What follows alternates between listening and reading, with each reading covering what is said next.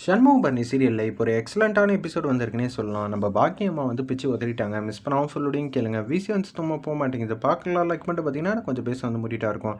நம்ம ஷண்முகம் வீட்டில் இருக்கிற யார்கிட்டையும் வந்து கேட்காம கௌதமுக்கும் வீராக்கும் திருமணம் ஏற்பாடு பண்ணிடலாம்னு சொல்லிட்டு முடிவெடுத்துட்டு நிச்சயதார்த்த வேலையெல்லாம் வந்து கிராண்டாக பண்ணிகிட்டு இருக்காங்க. இது நம்ம பாக்கியம் தெரிஞ்சிருது.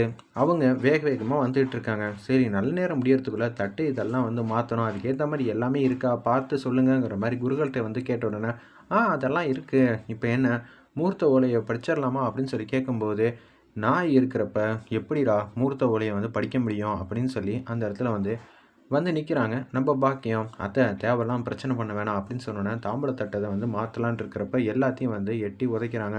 எல்லாம் வந்து குப்புறக்கு வந்து விழுவுது. இதை பார்த்த உடனே நம்ம சண்முகத்துக்கு, பரணிக்கு, வைகுண்டம் 3 பேருக்கு சுத்தமாக பிடிக்கல. பாக்கியம், நீ தேவையில்லாமல் என் பொண்ணு வாழ்க்கையில் வந்து இது மாதிரிலாம் முடிவெடுக்கிறேன். நாங்கள் தான் இங்கே சம்மந்தம் பேசிக்கிட்டு இருக்கோம்ல, எதுக்காக நீ வந்த அப்படின்னு சொல்லும்போது கடுப்பாயிட்டாங்க. இது எல்லாம் பார்த்துட்டு இருந்தா வைஜெயந்தி அப்படியே அமைதியாக வந்து கௌதம்லேருந்து நின்றுட்டு இருக்காங்க. நான் திருப்பியும் சொல்கிறேன், வீரலட்சுமி என் பையன் சிவபாலனுக்கு தான், அதனால தான் இப்படியெல்லாம் பேசிகிட்டு இருக்கேன். சண்முகம் வந்து கடுப்பாயிட்டாங்க.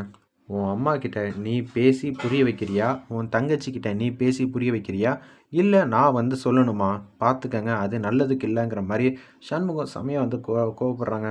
உடனே பாக்கி வந்து கடுப்பாயிட்டாங்க. என்னடா சின்ன பசங்கள்கிட்ட வந்து பேசுறியா, என்கிட்ட பேசுகிறா, என் மருமக அவளை யார்ரா இன்னொருத்தவங்களுக்கு பொண்ணு கொடுக்க நீங்கள் முடிவு பண்ணீங்க, அதெல்லாம் சரியே வராது அப்படின்னு சொல்லி நம்ம பாக்கியம்மா வந்து ஆவேசமாக கத்துறாங்க. ஆல்ரெடி நான் வைஜெயந்தி உங்ககிட்ட சொன்னேன்னா இல்லையா, இந்த கல்யாணம் வந்து ஏற்பாடு பண்ணாதீங்க, நடக்காது வைக்காதுன்னு. நீங்கள் கொஞ்சம் கூட வந்து புரிஞ்சிக்காம சிவபாலனுக்கும் நான் தான் பேசி முடிச்சிருக்கேன்னு சொன்னேன்ல, அப்படி இருக்கும்போதும் எங்கள் வீட்லேயே வந்து பிரச்சனை பண்ணிகிட்ருக்கீங்க. ஏன் உங்கள் பையனுக்கு வேறு எந்த இடத்துலையும் பொண்ணு கிடைக்காதா அப்படின்னு சொல்லி அந்த இடத்துல கேட்கும்போது, அத்தை நிறையா வந்து ஃபார்மாலிட்டிஸ்லாம் முடிஞ்சதுக்கு அப்புறமேட்டுக்கு தான் அவன் என் வீட்டுக்கு மாப்பிள்ளையை ஆவானா இல்லையாங்கிற மாதிரி யோசிச்சு தான் இது மாதிரி செஞ்சுக்கிட்டு இருக்கோம்.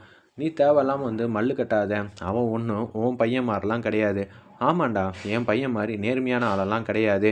என் பையன் ரொம்ப நல்லவன், உங்கள் எல்லாருக்காகவும் அப்பையிலேருந்து இப்போ வரைக்கும் ஒத்தையாசையாக இருந்தான்ல, அதனால் நீங்கள் அவனை தூக்கி போட்டு மிதிக்கிறீங்களா?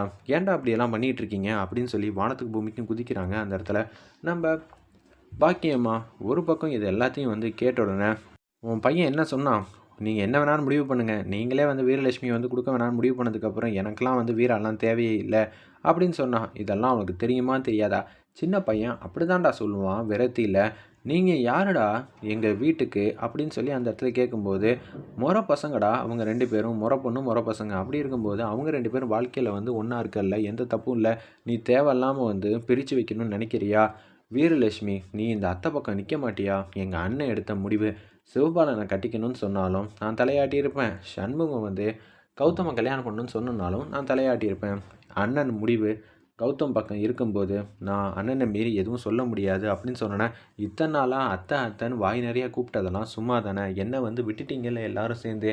எனக்கு இதுவும் தேவை, இன்னமும் தேவை தான். சண்முகம், நீ ரொம்ப தப்பு பண்ணுற. ஏன் உங்கள் வீட்டு பசங்களுக்கு எல்லாம் என் வீட்டிலேருந்து தான் பொண்ணு எடுக்கணுமா? சரி வராது அப்படின்னு சொல்லும்போது, ஏன் பொண்ணு உன் வீட்டில் வந்து வாழலையா அப்படின்னு சொன்னோன்னே, அதுக்கு பதிலாக தானே எசக்கியை சம்மந்தமே இல்லாமல் முத்துப்பாண்டி வந்து கல்யாணம் பண்ணிட்டான் அப்படின்னு சொல்லும்போது முத்துப்பாண்டி கடுப்பாயிட்டாங்க. என்ன சொல்கிற, அப்போனா நான் உன் தங்கச்சியை நல்ல விதமாக பார்த்துக்கலையா அப்படின்னு சொல்லும்போது எசக்கி வந்து கடுப்பாயிட்டாங்க. நீ இப்படியெல்லாம் பேசிகிட்டு இருப்பேன்னு நினச்சி கூட பார்க்கலண்ணே. இந்த கல்யாணத்தை அத்தையே வந்து நடக்க விட்டாலும் நான் நடக்க விட மாட்டேன்.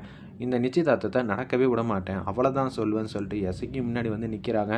நம்ம பரணி வந்து, நாங்கள் தான் பேசி ஒரு முடிவுக்கு வந்துட்டோம்ல, சிவபாலனை விட கௌதம் எந்த வகையிலையும் குறைஞ்சவன் கிடையாது, 2 பேரையும் தனித்தனியாக வந்து வச்சு பார்த்துக்கலாம், நாங்கள் ஒரு முடிவு எடுத்திருக்கோம், இவன் தான் கரெக்டாக இருப்பான்னு சண்முகம் வந்து பேசி முடிக்கிறதுல எந்த தப்பும் இல்லையே அப்படின்னு சொல்லும்போது, அதுக்கு முதல்ல நீங்கள் என்ன பண்ணியிருக்கணும், இது மாதிரி நாங்கள் நிச்சயதார்த்தம் பண்ண போகிறோம், இது மாதிரி முறை பொண்ணு வந்து இருக்குது அப்படின்னு சொல்லி எங்ககிட்ட வந்து அனுமதி கேட்டிருக்கணுமா இல்லையா? எதுவுமே கேட்காம நீங்கள் இஷ்டத்துக்கு வந்து ஒன்று ஒன்றா செய்வீங்க, இதெல்லாம் பார்த்துக்கிட்டு நாங்கள் சும்மா இருக்கணுமா?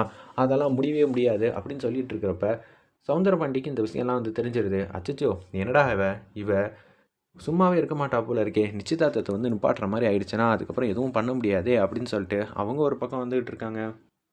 வைஜெயந்தி வந்து, உங்கள் குடும்ப பஞ்சாயத்துக்குள்ளே நான் வரது எல்லாம் தப்பு தான், அவங்களுக்கு எல்லாம் உரிமை இருக்குது அப்படின்னு மனசுக்குள்ளே அம்புட்டு கோவத்தை வச்சுக்கிட்டு வெளியில் ரிலாக்ஸாக வந்து பேசுகிறாங்க. அந்த இடத்துல நம்ம வைஜெயந்தி, நீங்கள் இப்பயும் ஒன்று தாமதமாக வந்து படுத்துறேன்னு சொல்லாதீங்க. கால அவகாசம் வந்து எடுத்துக்கங்க. ஆனா, எங்களுக்கு தான் கொஞ்சம் அசிங்கமாயிடுச்சு. இது 1 வாட்டி இல்ல, 2 வாட்டி இல்ல. ஏகப்பட்ட வாட்டி இவங்க எங்க வீடு தேடி வந்து அசிங்கப்படுத்தியிருக்காங்க. இப்பயும் வந்து அசிங்கப்படுத்துறாங்க. நான் யாரு, எப்பேர்ப்பட்ட இடத்துல வேலை பார்க்குறேன்னு எல்லாம் தெரிஞ்சிருந்தும், இவங்க இப்படியெல்லாம் பேசிட்டு இருக்காங்க. நம்பலாம் ஒரே குடும்பம்னு நெனச்சு தான் நான் அமைதியா வந்து நின்னுட்டு இருக்கேன் சண்முகம். மத்தபடி ஒண்ணும் இல்ல. பார்த்துக்கங்க.